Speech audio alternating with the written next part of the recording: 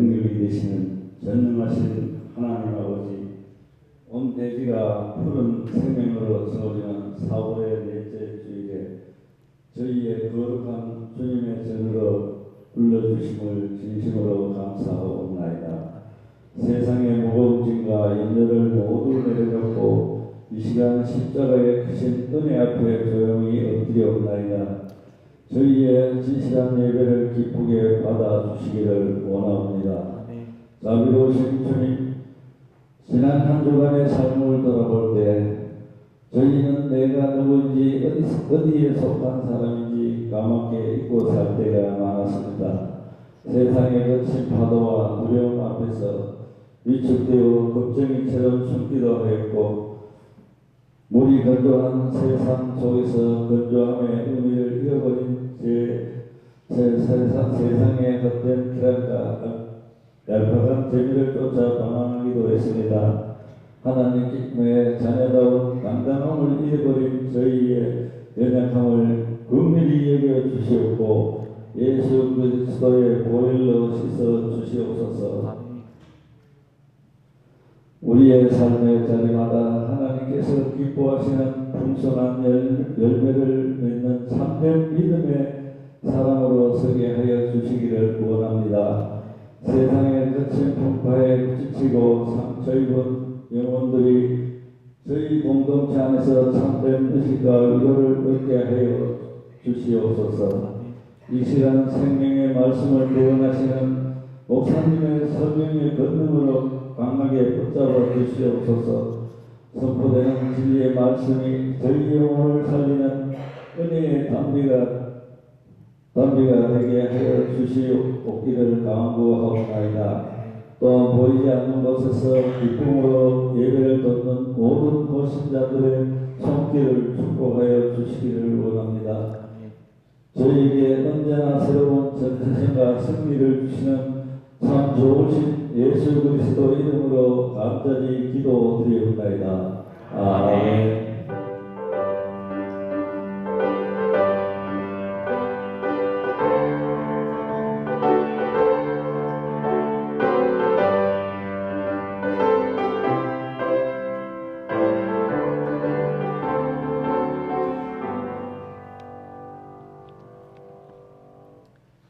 오늘 함께 나눌 말씀은 구약성경 사사기서 11장 29절부터 12장 7절까지의 말씀입니다. 제가 보고 있는 성경책에는 구약성경 382면과 3면에 있습니다. 구약성경 사사기 11장 29절부터 12장 7절까지 말씀입니다.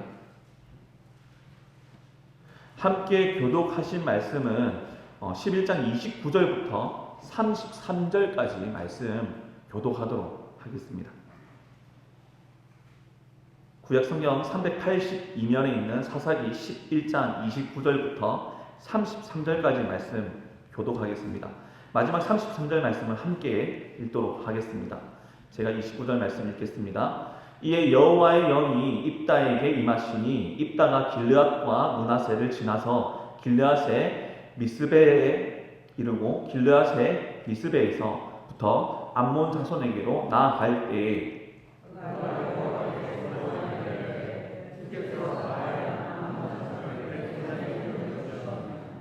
내가 암몬 자손에게서 평안히 돌아올 때에 누구든지 내 집 문에서 나와서 나를 영접하는 그는 여호와께 돌릴 것이니 내가 그를 번제물로 드리겠나이다 하니라.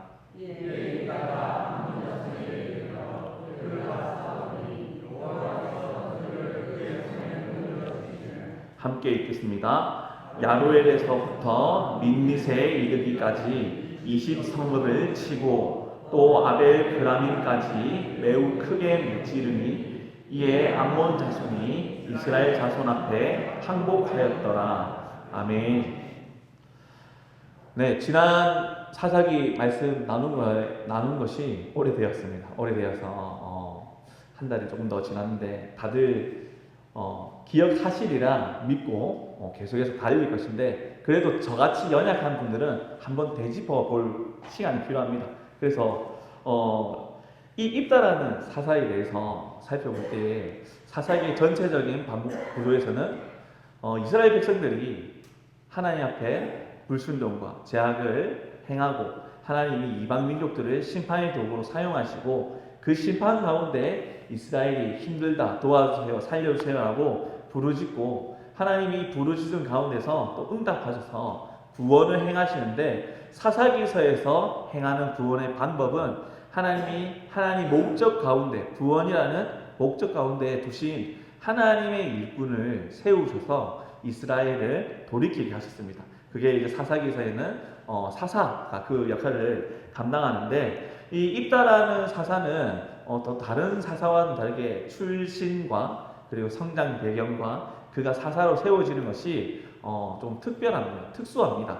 그래서 마을 에브라임에서 길르앗에서 쫓겨났던 길르앗 사람들에게서 쫓겨났던 이 입다가 도비란 다른 타 지역에 있다가 전쟁이 일어나자 이 길르앗 사람들이 이 전쟁에서 우리를 이끌어줄 싸울 만한 리더십이 있는 능력 있는 사람이 이 입다인데 입다에게 찾아와서 이 위기 상황이니 당신이 우리의 군대 장관이 되어달라라고 했을 때 입다가 내 쫓임 당했던 그 아픔이 있고 또 이 길르앗 사람들이 약속을 하는데 그 약속이 신뢰가 되지 않는 모습이 있었던지라 거절을 합니다. 그 거절을 하는 가운데서 다시 길르앗 사람들이 다시금 입다에게 우리의 머리가 되어달라 했을 때 입다가 하나님 앞에 기도하면서 그 약속이 이루어져야 된다는 것을 성원은 아니지만은 하나님 앞에 이 일이 이루어졌음을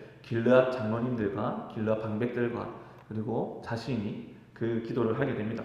그래서 사사로서 세워지게 된 입다가 전쟁에 치를 때에 전쟁이라는 것은 칼로, 창으로, 방패로, 몸으로 싸워야 될 전쟁으로 생각하는데 입다는 그 당시에 과거의 인물이지만은 외교적인 방법을 먼저 선택합니다. 그래서 암몬 왕에게 나아가서 이 전쟁이 왜 이루어졌는지 그리고 이 전쟁의 명분이 어디에 있는지 대화를 하는 가운데서 암몬 왕이 요구하는 그 명분은 그들의 욕심에 가득 찬 명분이었고 사실이 아닌 거짓이었습니다. 이에 역사적인 근거와 하나님이 이스라엘 백성들에게 땅을 주시고 인도하시고 그리고 그 약속의 결실인 이 가나안의 삶은 하나님이 주신 우리의 선물이지 당신들에게 뺏은 땅이 아님을 이 입다가 증명하며 외교를 펼칩니다. 그리하여서 이 암몬 왕이 그 외교적인 방법에서 입다를 이겨낼 지혜와 능력이 없음을 알고 실질적인 전쟁을 치르게 되는데 그것이 지난 28절까지의 기록입니다. 그래서 오늘 29절부터 말씀을 나누도록 하겠습니다. 29절 말씀에 이에 여호와의 영이 입다에게 임하였습니다. 전쟁이 시작되면서 이스라엘 백성들이 하는 전쟁은 실질적으로 몸으로 할 때 우리가 경험을 하게 되겠지만은 그러나 이스라엘은 나 자신이 우리가 세운 왕이 이끄는 나라요 군대가 아니라 하나님이 지키시고 하나님 인도하시는 하나님의 거룩한 제사장의 나라입니다.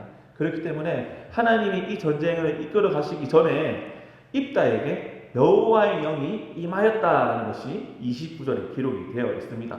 여호와의 영이 임한 이 사건이 오늘날 우리에게도 하나님의 영이 성령님이 우리와 함께 하고 계시지만은 특별히 구약 성경에서는 언급된 내용들이 이렇게 사건들이 기록이 되어 있습니다. 제가 간략히 언급을 드리면 사사기만 살펴보아도 온니엘과 기드온과 입다 그리고 삼손에게 여호와의 영이 임하였던 기록이 나와 있습니다. 이와 마찬가지로 구약의 사울 왕에도 하나님의 영이 임하였다가 떠나가는 것이 기록이 되어 있고 하나님이 하나님 일을 하실 때에 초자연적인 일이나 우리가 생각지도 못한 방법으로 하나님이 함께 하심을 여호와의 영이 임하시니라 수명이 운행하시니라 이러한 표현으로 하나님의 임재를 언급을 하고 있습니다. 그래서 오늘 29절에서도 이 전쟁 가운데 전쟁이 임하기 전에 하나님이 이 전쟁에 참전하시고 하나님이 인도하신다는 것을 29절에 언급을 하고 계신다는 것이죠. 그리하여서 이 입다가 길르앗과 므낫세를 지나서 길르앗의 미스베에 이르고 길르앗의 미스베에서부터 암몬 자손에게로 나아갈 때라고 기록이 되어 있습니다. 지역을 옮겨 다니면서 전쟁에 참전하게 되었다는 것이죠. 간략히 지도 한번 보도록 하겠습니다. 지도 사진 한번 보겠습니다. 되게 작게 나와 있지만은 저희가 염에 사해가 나와 있습니다. 사해가 있으면 잠시만요. 사해가 여기 있는데 사해에서 요단강 줄기를 쭉 타고 올라가면 갈릴리 호수가 있습니다. 길르앗 사람들이 이 지역에 있습니다. 야복강 주변에 있고요. 그리고 이 암몬 족속들이 쳐들어와서 이 부근에서 전쟁이 이렇게 이루어지고 있는데 주요 배경지는 이 야복강에서 이루어지고 있음을 우리가 생각하면 좋을 것 같습니다. 그리고 나중에 12장에서는 이 에브라임과의 관계도 있는데 이 야복강과 요단강 지역과 에브라임에서 오늘 11장과 12장의 사건이 이루어지고 있다는 것을 생각하면 좋을 것 같습니다. 그리하여서 오늘 전쟁을 치르면서 이제 전쟁 지역으로 입다와 길르앗 사람들이 나아가게 됩니다. 여기서 여호와의 영이 임했다는 것은 단순히 그냥 하나님이 도와주신다는 표현이 아니라 하나님 뜻이 있고 계획이 있었다는 것을 우리는 잊어서는 안 됩니다. 하나님은 그냥 도와주세요 하면 슈퍼맨이나 능력자처럼 지진처럼 뚝딱 등장하는 것이 아니라 하나님 계획 가운데 우리를 인도하시는 것이지 우리 계획에 우리 뜻에 하나님을 담겨오는 것이 아님을 우리는 잊지 말아야 합니다. 결국 이 전쟁도 입다가 앞장서서 하는 것 같지만은 하나님이 인도하시고 하나님이 암몬의 잘못된 행동에 대해서 이스라엘을 건지시키는 것뿐만 아니라 하나님 뜻이 맞다라는 것을 나타내는 하나의 방법이기도 하였습니다.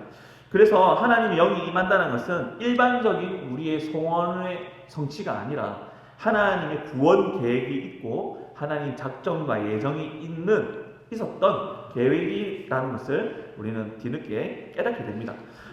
이 사건 가운데서 특정적인 사명을 위한 영적인 임재가 있습니다. 그리고 일반적으로 영적인 임재가 있습니다. 그런데 오늘은 특별한 하나님 구원을 위한 영적 임재라는 관점에서 이스라엘 백성들이 부르짖을 때 단순히 하나님이 그냥 듣기 싫어 하고 사사를 세우는 것이 아니라 이스라엘에 대한 사랑과 구원을 계획하셨기 때문에 이들이 넘어질 것도 아시고 넘어진 가운데 그들이 스스로 일어날 수 있는 능력도 없는 죄성을 너무 잘 알고 계시기 때문에 반복해서 일으키실 계획을 사사를 통해서 보여주시고 계시는 것이 사사기입니다. 그 가운데서 온니엘과 기드온과 입다, 삼손 모두 여호와의 영이 임한 것은 내가 전쟁에 나가니 하나님 도와주세요 라는 고집이 아니라 하나님이 이들을 세워서 전쟁에 참여하게 하신다는 것입니다. 그래서 하나님의 구원이 사사로 드러나는 것이지 사사가 행한 사건이 구원을 행하였다라는 관점이 아니라는 것입니다. 구원을 허락하신 하나님이 사사를 통해 나타내시는 것이죠. 그래서 우리 사람의 능동에서 결과물이 나는 것이 아니라 하나님 계획에서 우리가 산물로 드러낸 도구로 쓰임 받는 것입니다. 또 한 가지는 이 성령이 임하다, 하나님 영이 임하다는 것은 부음 받다 그리고 덧입다라는 의미를 우리가 생각해 볼 수 있습니다. 기드온의 경우에서도 히브리어 성경에서 사용하는 단어를 보면 여호와의 영이 기드온을 입으셨다라고 되어 있습니다. 기드온이 옷을 입는 것이 아니라 여호와의 영이 기드온을 입으셨다고 되어 있습니다. 결국 주권자가 하나님이라는 것을, 성령님이라는 것을 성경은 통일된 관점으로, 일관된 관점으로 우리에게 말씀하고 계신다는 것입니다. 그래서 하나님 영이 사사를 인도하여 구원을 행하신다, 구원을 드러내신다는 것을 잊어서는 안 됩니다. 이 말은 사사가 그의 능력으로 사사가 되거나 그의 뛰어난 능력이 영웅적인 모습으로 드러나는 것이 아니라 하나님의 도구로 쓰임 받는 자가 사사였다는 것을 사사기에서는 드러내고 있다는 것입니다. 그래서 우리 사람은 한 사람이 하나님 일을 행하실 때 그 사람을 보고 와 영웅이다 생각하는데 그것이 아니라 그 일을 계획하시고 행하시는 분이 하나님이셨다는 것을 절대적으로 잊어서는 안 된다는 것입니다. 이것이 역전이 되면 인본주의가 될 수 있고 또 하나님을 덮어버리고 하나님의 영광이 내 영광으로 취해버리는 교만함에 걸려 넘어지게 되는 것입니다. 사사기에서 여호와의 영은 주로 군사적이나 또 지도력이나 그리고 그 백성들을 다시금 회복시키는 주체적인 부분에서 계속 드러나고 있다는 것을 보여줍니다. 그래서 하나님의 영의 관점, 하나님이 일하시는 관점에서 보면 사람이 연약함과 사사의 부도덕함, 사사 역시나 나와 같은 사람이라는 것을 보게 되는데, 반대로 사사의 업적만, 사사의 영광만, 사사의 능력만 부각하여 본다면 하나님은 온데간데 없어지고 그 영웅적인 리더십 한 사람만 보게 된다는 것입니다. 오늘날도 마찬가지입니다. 특별한 사건과 교회의 사역과 여러 가지 일들을 경험할 때에 그 일에 대한 영광이 누가 취하냐에 따라서 우리의 관점이 굉장히 다르다는 것을 경험하고 깨달을 때가 있을 것입니다. 교회는 하나님이 인도하시고 그리스도께서 머리가 되시고 우리가 지체가 되어서 연합하여 하나님의 은혜 가운데서 나아가는 구원의 공동체입니다. 그런데 이 구원의 공동체를 양육하는 자가 사람이고 섬기는 자가 사람인데, 그 사람의 손길을 통하여 나타나는 일들이 있을 수밖에 없는데 그 일을 누가 행하였냐, 그것을 생각한다면 우리가 굉장히 조심해야 됩니다. 그래서 그 사람을 누가 도우시고 누가 기름 부어주셨나를 생각해서 하나님이 이 교회를 사랑하시어서 이 교회에 대한 백성들을, 하나님 구원의 백성들에게 하나님의 능력을 나타내는 자들을 보내주시는구나. 또한 나 한 사람이 우리 공동체가 그 기름 부음 받고 쓰임 받는 공동체임을 감사하며 함께 나아가야 한다는 것입니다. 그래서 이 사사기에서 여호와의 영은 사사가 특별하기 때문이 아니라 하나님이 일하시는 자를 부르셔서 사사에게 드러나게 되는 것입니다. 입다가 치르는 전쟁 역시나 입다의 능력, 외교력, 그리고 입다의 판단력, 리더십, 이게 아니라 하나님이 그를 사용하고 계신다는 관점으로 계속해서 보아야 한다는 것이죠. 30절에 그가 여호와께 서원하여 이르되 주께서 과연 암몬 자손을 내 손에 넘겨주시며 이라고 말하고 있습니다. 문제는 이 입다가 전쟁에 나아가면서 서원을 합니다. 그러면 서원이 무엇인가? 단순한 기도가 아니기 때문에 구별하여 기록했죠. 서원에 대해서 생각을 해봐야 됩니다. 서원은 무엇일까요? 서원은 특별히 어떠한 사건에 대하여 제가 하나님 앞에 특별히 지키겠다는 나 자신의 약속과 하나님의 약속을 뜻합니다. 하나님이 나에게 행하시는 언약 외에 내가 하나님께 이 일을 하겠습니다라고 하나님께 내가 약속을 하는 것이 서원입니다. 그래서 우리가 서원에 대해서 구약 성경에서는 입에서 나온 말이라는 히브리 어원이 있지만은 단순히 입으로 그냥 흘러가는 입에서 나오는 말이 아니라 하나님께 드리기 위한 고백, 하나님께 드리기 위한 나의 말이라는 것을 잊어서는 안 됩니다. 하나님께 드리는 약속, 내가 우표를 붙여서 하나님께 보내는 약속이라는 것입니다. 그래서 이 서원이 쉽게 그리고 어느 때나 즉흥적으로, 이게 아주 조심스러운데 입다가 그것을 범하고 있습니다. 보통 하나님의 도우심을 간구하거나 이미 받은 은혜에 감사하여 드리는 것이 서원인데, 구약 성경의 대표적인 서원 두 가지를 생각해 보면, 첫 번째, 오늘 본문 제외하고요, 첫 번째는 야곱이 하나님 도와주시면 하나님 것이 되겠습니다라는 하나님 도움을 간구하는 서원이 하나 있습니다. 대부분의 서원이 이러한 유형이 있고요. 그리고 또 한 가지는 사무엘상에서 등장하는 1장에 등장하는 여인의 눈물과 함께 서원한 기도가 있습니다. 한나의 기도죠.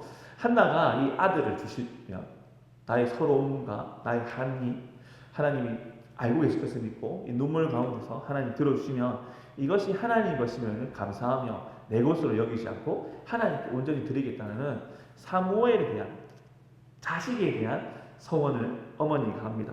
그리하여서 사무엘이 이제 엘리 제사장과 함께 살면서 하나님 일꾼으로 쓰임 받는 것을 보게 되는데, 서원은 이것입니다. 하나님께 드리겠습니다. 특별한 자식을 드린다 이런 것이 아니라 하나님이 해주심에 내가 감사하여 내가 하나님께 약속하여 지키겠습니다라는, 지키겠다는 약속이라는 것이죠. 하나님 백성으로 사는 것은 당연하나 그 당연한 가운데서 좀 더 점진적으로 적극적으로 하나님께 헌신하겠다라는 것이 서원입니다. 그래서 서원의 원칙을 조금 생각해 보면요, 성경에서 나타난 원칙은 의무는 아닙니다. 의무는 아니지만은 하나님께 약속한 것이 언약이라는 것, 약속이라는 것은 깨어지기 위해 존재하는 것이 아니라 지키기 위해 존재하는 것이죠. 그러므로 내가 하나님께 서원했으면 그 서원을 지켜 행하는 것이 나의 관점입니다. 하나님 입장에서도 옳습니다. 약속할 때 지키기 위해서 서로 하지 않습니까? 깨기 위해서 하는가요? 그러면 약속 왜 합니까? 안 하는 게 더 서로에게 좋은데. 하나님의 서원은 이것입니다. 내 즉흥적인 감정에 휘둘려 하는 것이 아니라 정말 하나님께 감사함을 드러내어 지키겠다는 분별된 마음이라는 것이죠. 그래서 이 서원을 하게 되는데, 근데 이 서원을 지키지 못하는 경우도 생길 수 있습니다. 그러면 하나님이 야, 너 약속했는데 왜 약속 안 지켜? 넌 괘씸하구나 라고 하지 않으십니다. 그러나 그렇다고 해서 서원을 쉽게 해서는 안 된다는 것을 성경은 우리에게 보여주고 있습니다. 그래서 전도서 5장 4절과 5절 말씀에서는 서원하고 갚지 아니하는 것보다 서원하지 아니하는 것이 낫다라고 표현합니다. 마음대로 서원했다가 못 지키고 하는 것보다 애초에 처음부터 서원하지 않는 것이 더 덕스럽고 하나님 앞에 온전한 마음을 거하는 것이라는 것을 전도서가 말씀하고 있다는 것이죠. 서원 자체는 자발적이고 자원적이지만은 서원을 한 이상 이것을 지켜야 되는 의무가 생기고 책임이 뒤따른다는 것을 간과해서는 안 됩니다.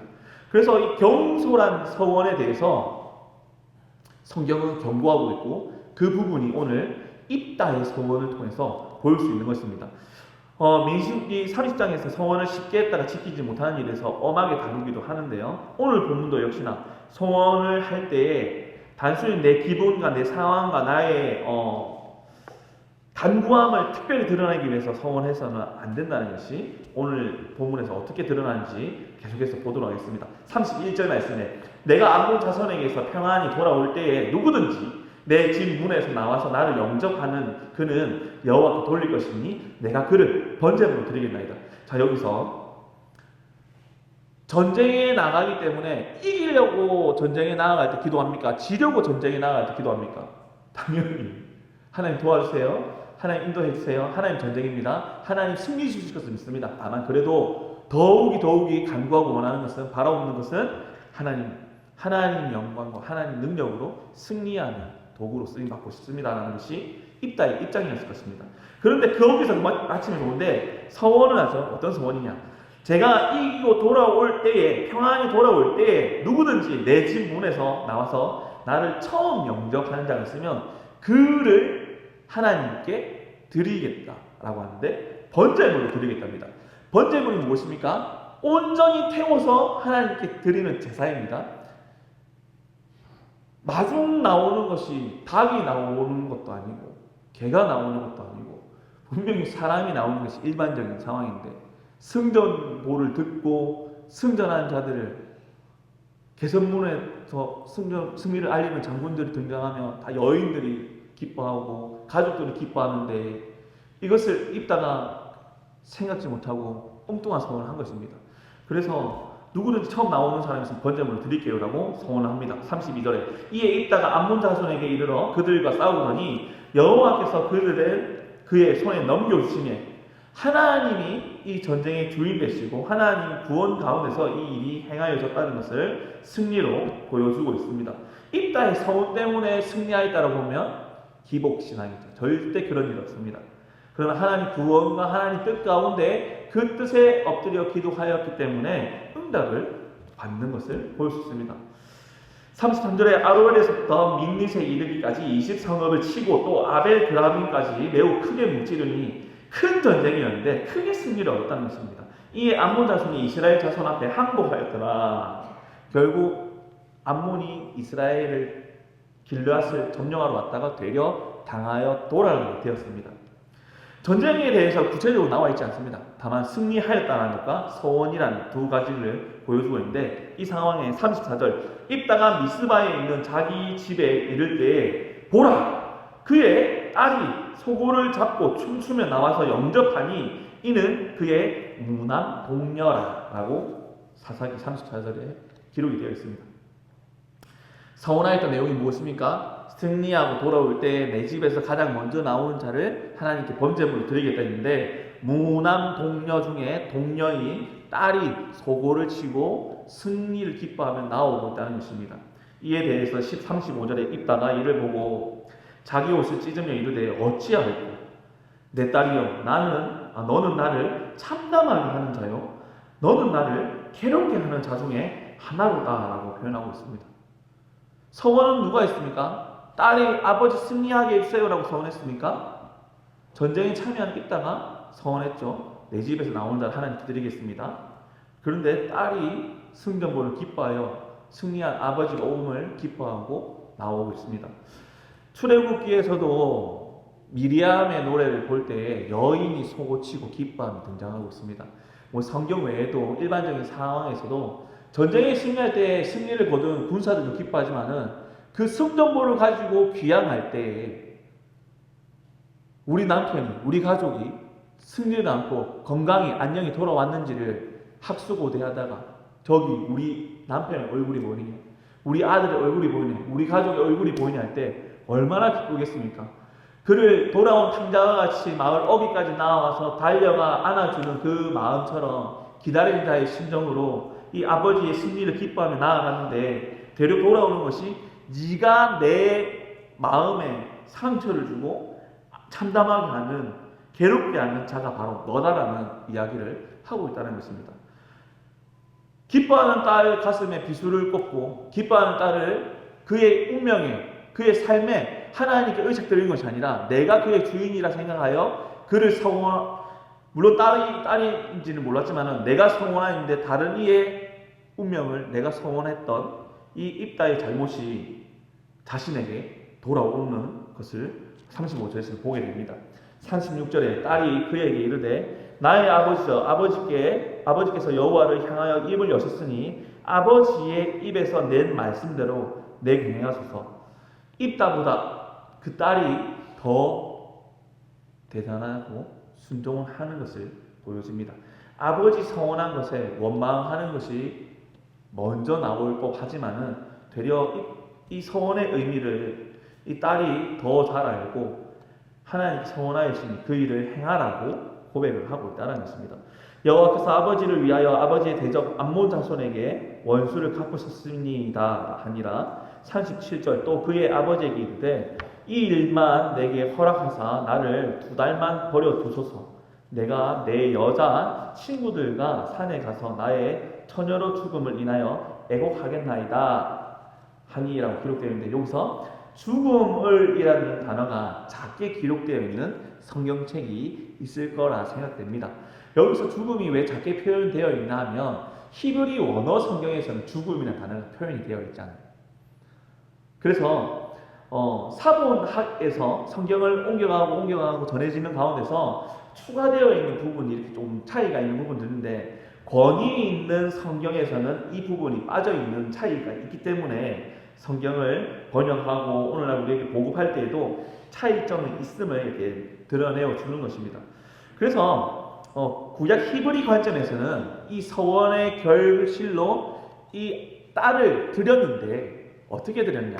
번제물로 드렸다는 관점 하나와 번제물이 아니라 하나님을 온전히 섬기는 여인으로 살도록, 남자를 알지 못하는 여인으로 살도록 드렸다라는 두 가지 해석이 존재합니다. 그래서 무엇이 옳냐 무엇이 그르냐라는 것을 말씀드리고자 하는 것이 아니라 서원을 할 때 아주 조심해서 해야 되는 것이고, 또 서원을 했다라면 이것을 지키는 것이 온전하다는 것입니다. 옳은 것입니다. 그래서 이 딸이 서원을 한 것을 지키려 할 때에 아버지께 한 가지 부탁을 하고 있는 것이죠. 시간을 내게 달라고. 내가 지금까지 살아온 것을 정리하기 위해서는 단시간에 할 수 있기보다는 어느 정도 시간, 2달이라는 시간을 내게 허락하여 주셔서 내가 나를 하나님께 드릴 때에 그래도 마음의 위로를, 그리고 마음의 준비를 할 수 있는 시간을 달라고 요청합니다. 38절 그가 이르되 입다가 가라 하고 2달을 기한하고 그를 보내니 그가 그 여자 친구들과 가서 산 위에서 처녀로 죽음을 인하여 애곡하고 라고 기록이 되어 있습니다. 번제로 다 온전히 태워드렸다라는 관점 하나가 있다 했죠. 그리고 하나는 하나님을 섬기는 자로 한평생을 남자를 알지 못하는 여인으로서 하나님 섬기는 일을 평생 하였다라는 두 가지 관점인데, 두 가지 관점 어느 것이 다 맞다 옳다 저울질하는 것이 아니라 분별하는 것이 아니라 그 공통점은 무엇이냐? 하나님께 한 소원은 그 딸이 지키려 행하였다는 것입니다. 성경에서 사람을 소원하여 드린 사건이 두 가지 있는데요. 한 가지는 오늘 본문이고 또 한 가지는 어떤 사건이 있었을까요? 구약성경 창세기에 누가 누구를 하나님께 드리려고 합니까? 아브라함이 그의 아들 이삭을 하나님께 번제로 드리려고 합니다. 그때 하나님이 이삭을 태워서 번제로 받으셨나요? 아니죠. 왜 하나님이 안 받으셨을까요? 아브라함을 시험하고자 하는 목적이 있지만은 하나님은 하나님 위에 계시하신 바, 하나님 우리에게 말씀하신 바, 나타내신 바, 그리고 자신을 드러내신 바, 사람을 인신제사를 받으시는 분이 아니라는 것을 성경에서는 계속해서 반복적으로 말하고 있습니다. 결국 사람을 번제로 드린다, 사람을 제사로 드린다는 것은 하나님을 믿는 사람이 하나님께 드리는 예배의 형식이 아니라 하나님을 알지 못하는 자, 아니 하나님이 아닌 다른 우상을 섬기는 그들의 문화와 전통 가운데 드리는 인신제사를 곡해하고 오해하여서 하나님도 그리하면 하나님 기뻐하실 거야 라는 생각을 하는 자들이 있다는 것입니다. 그래야 해서 하나님 그것을 경고하시는데 레위기서 18장 21절 말씀에 구체적으로 드러났는데 신명기도 있고 또 예레미야서에 있는데 레위기서 말씀 한 구절만 보겠습니다. 네, 함께 한 목소리로 한번 읽어보겠습니다. 시작! 너는 결단코 자녀를 몰렉에게 주어 불로 통과하게 함으로 내 하나님의 이름을 욕되게 하지 말라. 나는 여호와니라. 아멘. 만약 하나님이 사람을 받기를 즐겨 하셨으면 이스라엘 백성들 중에 얼마나 많은 사람이 하나님께 태워졌겠습니까? 그러나 하나님은 절대적으로 사람을 구원하러 오셨지 사람을 멸망 가운데 태워 죽이려고 하시는 분이 절대 아닙니다. 그래서 하나님은 이스라엘 백성들이 이러한 가나안의 잘못된 몰래게 하는 제사를 보고 배울까, 걸려 넘어질까 해서 경고를 하고 계십니다. 그런데 이 사사라고 부르심 받은 입다가 이 서원 가운데서 그러한 표현을 하고 있다는 것이죠. 그래서 앞서 말씀드렸지만은 사사를 세울 때 사사가 개인의 능력으로 세움받는 것이 아니라 하나님께서 세워주시는 것이고, 이 개인이 도덕적으로 리더십이나 능력으로 뛰어나서 세움받는 것이 아니라는 겁니다.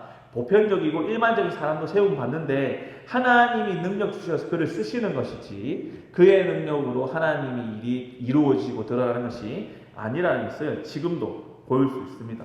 결국 이 서원은 입다의 연약함과 입다가 하나님께 드리는 마음은 있으나 하나님께 온전히 드리는 것을 알지 못하는 자였다라는 것이죠. 사사도 이런데 대부분의 이스라엘 백성들이 하나님을 어떻게 알고 있겠습니까? 많은 신들 중에 하나로 생각하는 자들도 가득했고 하나님을 하나님으로 여기지 않는 자들도 가득했습니다. 그래서 이 사사의 시대가 암흑기로 볼 수 있고 자기 소견에 옳은 대로 살아가던 시대라는 것을 하나님은 보여주고 계십니다. 39절에 2달 만에 그의 아버지에게로 돌아온지라 그는 자기가 서원한 대로 딸에게 행하니 딸이 남자를 알지 못하였더라. 이것이 이스라엘에 관한 간습이 되어서 40절에 이스라엘의 딸들이 해마다 가서 길르앗 사람 입다의 딸을 위하여 나흘씩 애곡하더라 기록이 되어 있습니다. 번제로 태웠다, 번제로 제사 드렸다라는 표현이 없죠. 그래서 두 가지 관점 중에 분명히 하나님이 입다가 번제로 하려고 행하였을 때 깨달음을 주시지 않았을까라는 생각을 해볼 수 있습니다. 왜냐? 하나님이 계속해서 반복해서 인신제사를 받으시지 않는다는 것을 말씀하셨고 그러한 과오를 할 때 하나님이 분명히 막으셨을 것입니다. 12장 사건입니다. 이제 12장을 보시면 이러한 사건이 이제 성원한 것을 지키 행한 이후에 어떤 사건이 일어나냐? 에브라임 사람들이 모여 북쪽으로 가서 입다에게 이르되 네가 암몬 자손과 싸우러 갈 때에 어찌하여 우리 에브라임 사람을 부르지 아니하였냐라면서 추궁을 합니다. 왜 전쟁에 참여할 때 왜 너네만 나가 싸웠어? 너네만 그 승리의 영광을 취했어? 왜 너네만 안녕해? 라고 이 길앗 사람들이 딴지를 거는 것입니다. 보통 옆집에 불이 나면 불 꺼주세요라고 와서 불을 겁니까? 불 나는 거 보고 함께 나와서 불을 끄는 게 일반적이지 않습니까? 그러면 암몬이 쳐들어와서 이 길앗이 어려울 때 에브라임이나 주변 사람들이 함께 나와서 도와주는 게 일반적인 상황이라는 것이죠. 그런데 내 팔 내가 만드는 상황에 처해 있던 자들이 되려 싸우고 돌아온 사람들에게 왜 나 안 부르냐라고 호통치고 있는 상황입니다. 2절 말씀에 입다가 그들에게 이르되 나와 내 백성이 암몬 자손과 크게 싸울 때 내가 너희를 부르되 너희가 나를 그들의 손에서 구원하지 아니하므로 내가 안 부르는 거 아니다. 내가 분명히 도와주기로 했고 전쟁이 일어나는 임박성을 알렸는데 당신들이 나오지 않았다는 것이죠. 3절에 나는 너희가 도와주지 아니하는 것을 보고 내 목숨을 돌보지 아니하고 건너가서 암몬 자손을 쳤더니 여호와께서 그들을 내 손에 넘겨주셨거늘 너희가 어찌하여 오늘 내게 올라와서 나와 더불어 시시비비를 가르려고 하느냐 싸우고자 하느냐라고 입다가 말합니다. 4절에 입다가 길앗 사람을 다 모으고 에브라임과 싸웠으며 길앗 사람들이 에브라임을 쳐서 무찔렀으니 이는 에브라임의 말이 너희 길앗 사람은 본래 에브라임에서 도망한 자로서 에브라임과 므낫세 중에 있다 하였습니다. 이런 상황이 이루어지니 입다의 말에 대하여서 에브라임 사람이 어떻게 말하냐?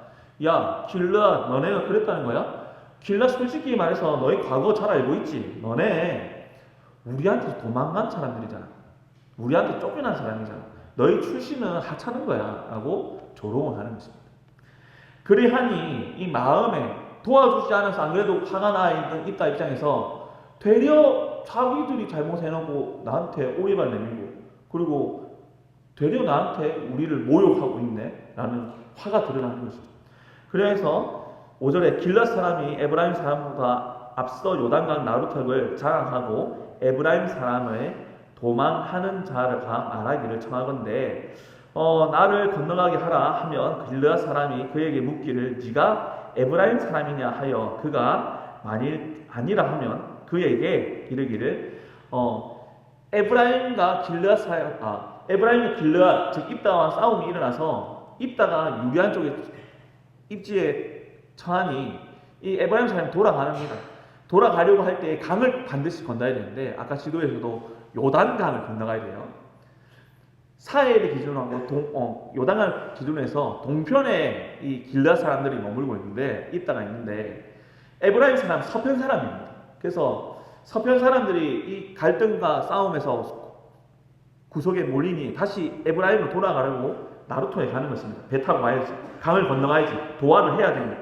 그래서 그 상황 가운데 입다가 어떤 말을 하냐? 돌아가려고 하는 에브라임 사람을 다 우리가 확인할 수 없으니 에브라임 사람인지 아닌지를 확인하는 방법을 우리가 선택을 해야 됩니다. 그래서 6절에 그에게 이르기를 십볼렛이라 발음하라 하여 에브라임 사람이 그렇게 바로 말하지 못하고 십볼렛이라 발음하면 길앗 사람이 곧 그를 잡아서 요단강 나루터에서 죽였다고 기록되어 있습니다. 발음을 통해서 그 사람이 어디 출신인지를 알 수 있다는 것이죠. 십볼렛이냐, 십볼렛이냐인데 이것을 우리가 조금 더 쉽게 적용하려면 어떻게 해야 됩니까? 제가 한 가지 예를 혼자 연습을 해놨습니다. 글은 제가 안 썼는데 한 가지 생각해보면 어떤 예냐면 쌀밥 가지고 싸우지 마라 라는 표현입니다. 자, 한번 해볼까요? 쌀밥 가지고 싸우지 마라. 시작! 잘 하시는 분도 있는데 여기서 조금 발음이 새는 분도 계십니다. 다시 한 번 더 시작! 다들 사셨네요. 네, 이겁니다. 십볼렛이냐 십볼렛이냐의 차이인데 쌀이냐 살이냐 싸움이냐 사움이냐 이것이죠. 자연스럽게 발음이 안 되는 부분이 있습니다.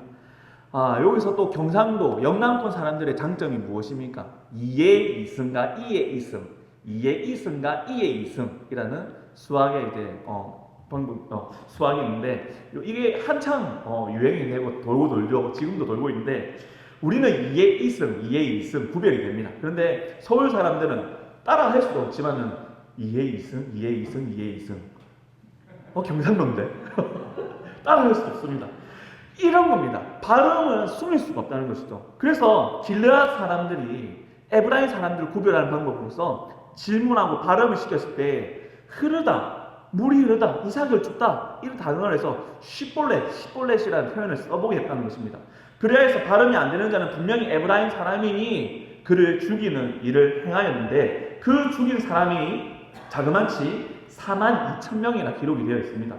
여기서 42,000명이라는 것은 지금 사사기에 일어난 전쟁들 가운데서 가장 많은 수입니다. 지금까지 사건 중에서 이방 민족들을 죽이는 수보다 길르앗을 잡아먹지 못해서 넘어온 에브라임 사람이 많고 그 안갚은 가운데 화가 나서 용서하지 못하고 그들의 보복을 한 길르앗 사람들을 죽인 에브라임 사람 수가 42,000명이 아닙니다. 이게 얼마나 많은 수냐면 전쟁보다 더 큰 갈등과 내란과 분열이 일어났다는 것입니다. 그래서 이 사건을 기록할 때에 우리는 무엇을 알 수 있냐? 하나님의 구원을 바라보지 못하고 하나님의 구원을 깨닫지 못하는 자들이 자신의 영광을 취하려고 잘못된 선택을 할 때는 그만큼 큰 희생과 손실이 일어난다는 것입니다. 교회의 영광을 내 영광으로 취할 때 그 순간은 달콤해 보일 수 있으나 그것이 하나님의 영광임을 깨닫지 못하고 내 영광으로 취해 있더라면 우리는 분명히 그에 대한 책임을 하나님 물으실 것입니다. 구원과 유기라고 표현하시지 않겠지만은 분명히 우리 삶 가운데서 뼈아픈 책임을 질문받게 될 것입니다. 입다는 그리하여서 이 그의 사사로서 삶을 12장 7절에 입다가 이스라엘의 사사가 된 지 6년이라 길르앗 사람 입다가 죽음에 길르앗에 있는 그의 성읍에 장사되었더라.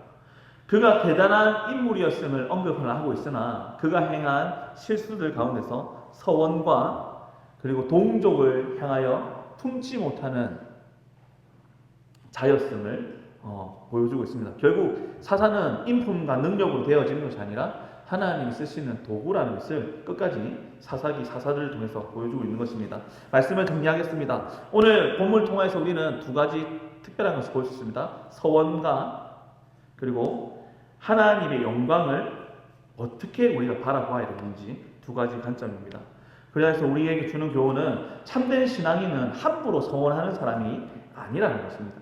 또 한편으로 또 우리가 하나님의 백성으로 살아갈 때 많은 일들을 경험하고 많은 영광을 함께하게 될 것입니다. 그러나 그 영광이 내 것이 아니라 하나님 것임을 잊지 말아야 될 것이고 그 영광 가운데 서로가 내 것이니 네 것이니 내 것이다 우리 거다 라고 싸우면 결국 결말은 하나님 그들에게 화합이 아닌 평안이 아닌 그들에게 분열과 심판을 행하여 주신다는 아주 무서운 것을 우리도 발견할 수 있습니다.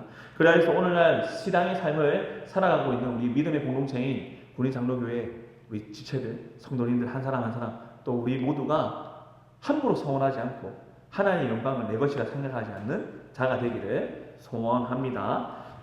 네, 이 시간 함께 합심해서 짧게 기도드리고 제가 마무리 기도하도록 하겠습니다. 합심해서 기도드리겠습니다. 하나님 아버지, 오늘도 우리의 삶 가운데서 하나님이 우리를 인도하심을 고백합니다.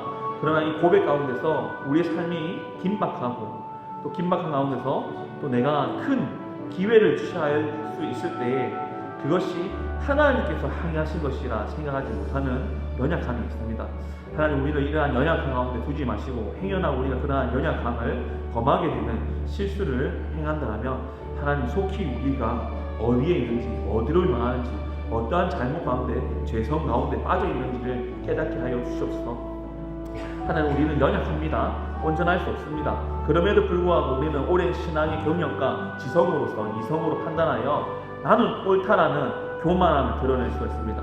입다와 같이 즉흥적인 기분에 의하여서 하나님께 소원하는 실수를 범하지 않게 하여 주시고 또 하나님께서 주신 그 승리를 내 것이냐 네 것이냐 우리 것이냐 하며 에브라임과 같이 갈등을 일으키는 분열을 조장하는 자가 되지 않도록 우리 마음과 위치와 자리와 행보를 하나님 인도하시는 그 길 가운데 걷게 하여 주시고 지켜 주시옵소서. 하나님 아버지 감사합니다. 오늘날 우리가 우리의 판단으로 걷기를 원하지 아니하시고 믿음의 선배들과 성경을 통하여서 하나님이 어떠한 일을 행하였는가, 우리 연약한 사람이 얼마만큼 연약한지, 어떠한 실수를 범하는지 또 사사기 말씀을 통하여 돌아보게 하심에 감사드립니다. 하나님 오늘날에도 이 시대와 다르지 않습니다. 우리의 능력으로 살아가기를 바삐하고 우리의 능력으로 살아가기를 우선순위 하는 경우가 너무도 많습니다. 저 역시나 일정 가운데서 하나님 도와주시기를 간구는 하나 하나님 행하시다는 고백을 적게 하는 모습을 보게 됩니다.